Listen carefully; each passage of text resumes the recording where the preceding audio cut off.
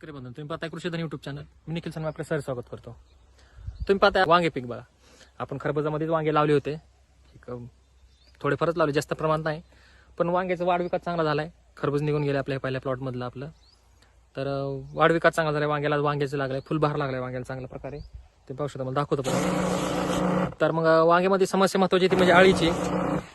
दुसरी ती आपल्याला ते देठ काळे पडणे आणि तिसरी ती कोळीची. बरोबर आहे. अशा 3 समस्या महत्वाच्या आहेत आपल्याला.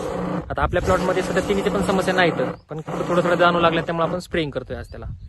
तर स्प्रेइंग करताना त्याला आपल्याला 3 साठी स्पेशल एक नवीन औषध आलंय. सिजेंटा कंपनीचं आहे, सिमोडिस नावाने येतं बघा. त्यामध्ये 3 प्रकारसाठी काम करतं आपल्याला. थ्रिप्स असेल, कोळी असेल आणि आळे असेल, या तिन्हीसाठी ते काम करतं आपल्या पिकामध्ये. आणि आपण जे म्हणतो वांग्याचे देठ काळे होतात, तर काळे जे देठ होतात वांग्याचे ते बुरशीमुळे होत नाहीत, तर ते थ्रिप्समुळे होतात. थ्रिप्स किंवा कोळीमुळे होतात. थ्रिप्स किंवा कोळी काय करतात, त्याऐवजी रस शोषण करतात देठावरचा आणि नंतर त्याच्या बुरशी चढते. समजून घ्या आधी त्याचं कसं आहे ते. तर त्यासाठी आपल्याला थ्रिप्स कंट्रोल करणं किंवा कोळी कंट्रोल करणं महत्वाचं आहे. ते दोन्ही कंट्रोल केलं तर तुम्हाला बुरशीनाशक स्प्रे घ्यावाच लागणार नाही, कारण वांगा असं पीक आहे त्यात 99.99% बुरशीचा प्रादुर्भाव होत नाही. हे पहिल्यांदा लक्षात घ्या. 99.99% बुरशीचा प्रादुर्भाव होत नाही. त्यामुळे कोणत्याही फवारणी करताना तुम्ही ही काळजी घ्या की त्यामध्ये थ्रिप्स कंट्रोल झालं पाहिजे किंवा कोळी कंट्रोल झाले पाहिजे. जर तुमचा देठ काळा होत असेल आणि वांग किडकं होत असेल तर किडक्यासाठी भरपूर औषध तुम्हाला माहितीच आहे रेग्युलरमध्ये आपल्याला, त्याची काय सांगण्याची गरज नाही.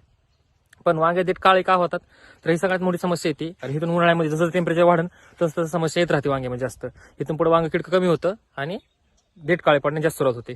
तर देठ काळे पडण्यासाठी आपल्याला थ्रिप्स आणि कोळी कंट्रोल केलं पाहिजे. तर हे सिजेंटा कंपनीचं सिमोडिस एकदम उत्तम औषध आहे.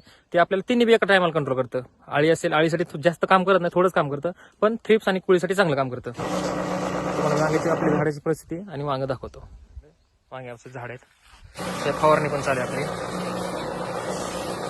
झाडाचा वाढ विकास, फुटवा, काळुकी एकदम जबरदस्त आहे. कारण खरबुजाच्या बेडवर लावल्यामुळे आपल्याला पहिलं जे अन्नद्रव्याचा पुरवठा केला आहे ते पूर्णपणे ह्याला होतोय.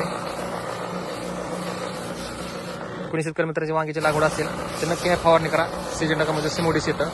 त्या 3 बी तुम्हाला कोळी, थ्रिप्स आणि अळी हे 3चं काम करण्याचा त्याचा औषधाची कॅपॅसिटी महत्वाचं मेजरली म्हणजे ते थ्रिप्स आणि कोळीसाठी जास्त काम करतं, अळीसाठी कमी करतं. हे लक्षात असू द्या कधी पण. आणि उन्हाळ्यामध्ये जास्त समस्या थ्रिप्सची आणि कोळीची येते, अळीची एवढी येत नाही. बाकी कोणी शेतकरी मित्राला काही समस्या असतील तर नक्की कळवा. व्हिडिओ आवडल्यास व्हिडिओ लाईक करा, शेअर करा आणि आपल्या चॅनल सबस्क्राईब करा.